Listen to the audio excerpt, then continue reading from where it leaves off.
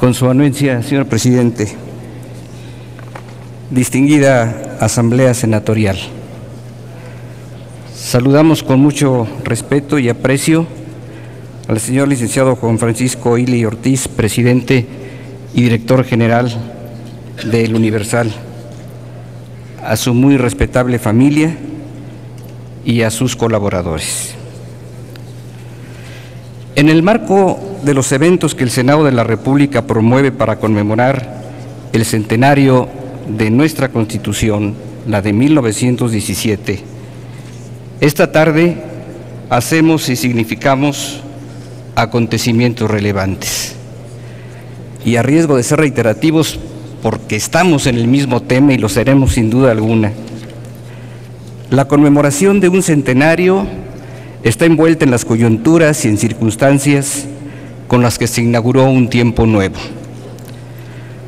Hace casi 100 años, allá en el Teatro de la República, en Querétaro, 216 mexicanos fueron convocados a un Congreso Constituyente del que habría de surgir nuestro documento colectivo más relevante. Como lo dijera el propio Carranza, surgiría formidable y majestuosa la Constitución de 1917. Conmemorar el 5 de febrero de 2017, ya próximo, no será solamente una fecha significada dentro de nuestro calendario cívico, dentro de los días fastos de los mexicanos, no en medio de la dinámica intensa que en lo social, en lo político, en lo económico de nuestros tiempos. Se trata de exaltar no un acto individual o un hecho heroico, se trata de subrayar, de exaltar el acontecimiento producto de una voluntad colectiva, quizá el más significado, como es el que un pueblo se dé a sí mismo una constitución. A casi 100 años de esa promulgación, nuestra Constitución ha sabido dar horizonte y transformaciones a los retos y desafíos que en una centuria ha vivido el pueblo mexicano, y en la previsión de haber diseñado su propia reformabilidad, se transforma y cobra vigencia. Con 225 decretos y 630 reformas susceptibles de una reordenación, nuestra Constitución marca el camino de los mexicanos, tal como el mismísimo Congreso Constituyente del 17 prefiguró, un Estado fuerte y al propio tiempo conciliador, el mismo que en nuestro tiempo da cabida a reivindicaciones sustanciales, pero siempre dentro de las fronteras éticas y políticas de la nación mexicana. Reafirmamos en este marco conmemorativo del centenario la originalidad del constitucionalismo social mexicano, originalidad y valor que no solo se finca en la conciliación entre lo social y lo individual, sino en su audacia y nitidez, en su fidelidad que desde hace 100 años se asomó al futuro para, sin rupturas ni desprendimientos, abrir paso a los anhelos de democracia y de justicia y reafirmar las decisiones políticas fundamentales. Si la esencia de la política es la búsqueda y la construcción de acuerdos entre la diversidad de los componentes sociales para seguir construyendo horizontes con sentido de viabilidad, hoy día nuestra Constitución se afirma como el gran basamento único para los grandes acuerdos políticos. Pero casi en sintonía cronológica con el trayecto constitucional, resulta de gran importancia subrayar la crónica, las vivencias, los matices y las posiciones que prevalecieron entre el 1 de diciembre de 1916 y el 5 de febrero de 1917. Se ha dicho aquí, pero vale reiterarlo, hace casi 100 años, un 1 de octubre, asomaba a la luz pública el diario El Universal, en un tiempo en donde no existían los medios electrónicos. Fue entonces El Universal el medio que constantemente reflejó el sentir de la nación desde el seno mismo del constituyente del 17.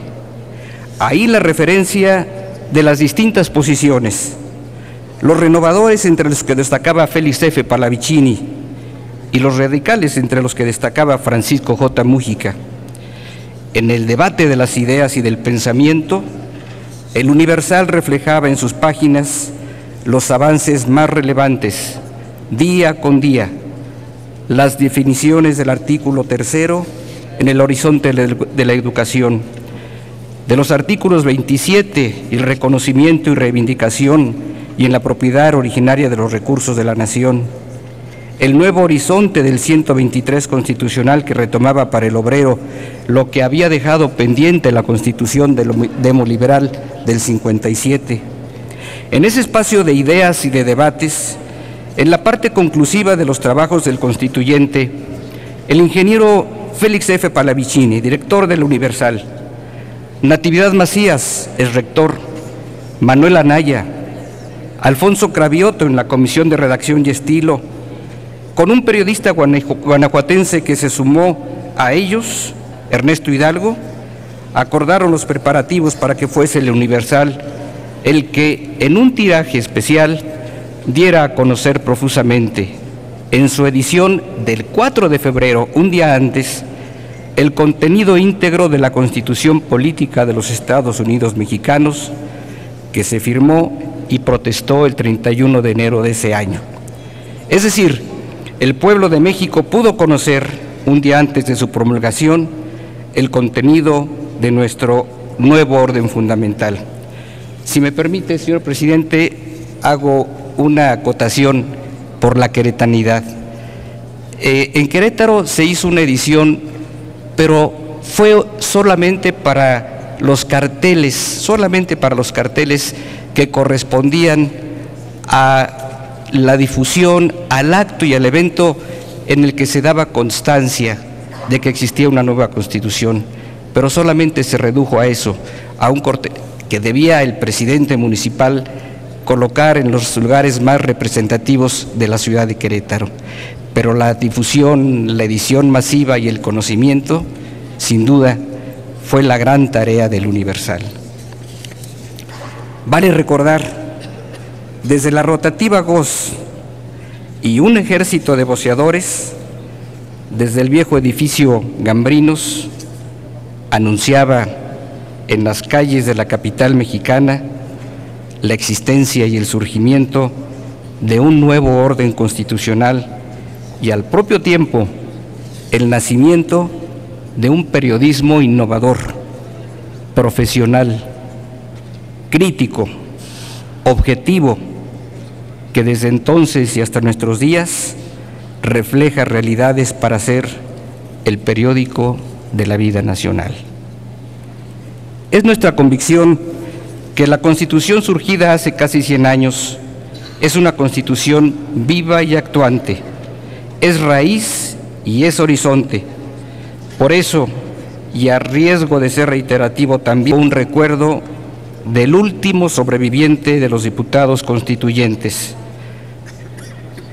Tarde de recuerdos, sin duda esta, de don Jesús Romero Flores, perteneciente a esa estirpe de hombres sencillos, de sentido común, que no se envanecieron frente a su obra, pero estaban seguros de ella, de su fuerza, de su sinceridad.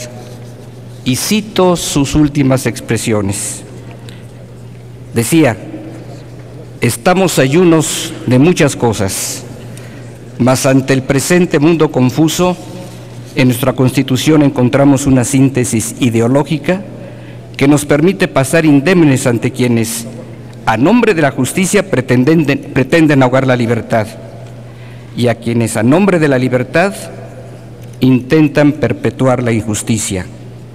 Sigue diciendo él: sí, llegamos tarde al siglo XX, pero por llegar transformando para mejor construir, por haber determinado popularmente objetivos, normas y métodos para edificar, por haber obtenido síntesis de ideas, nos acercamos más al siglo XXI. Termina la cita. No temamos entonces al análisis ni a la discusión de nuestros problemas, ni de nuestros grandes retos. La Constitución nos señala el camino. Veámoslo con el cuidado y rigor que el tema requiere. No ignoremos el vigor de una auténtica dialéctica democrática. Concluyo, señor presidente, es congruente y de valor la persona que dice lo que piensa, pero lo es más quien escribe lo que piensa. Muchas gracias.